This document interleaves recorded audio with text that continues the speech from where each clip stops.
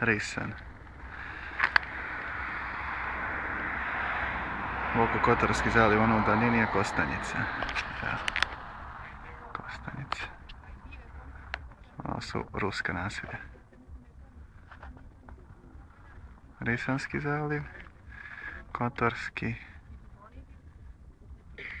Topljanski. Mi se trenutno nalazimo na novom putu koji vodi za Nikšić i Žabljak.